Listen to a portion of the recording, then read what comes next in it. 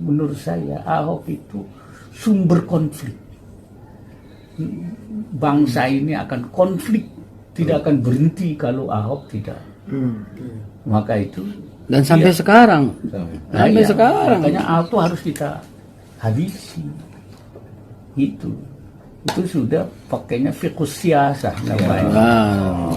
Fiqhus siyasah. Jadi memang harus diselesaikan. Menurut saya Ahok itu sumber konflik.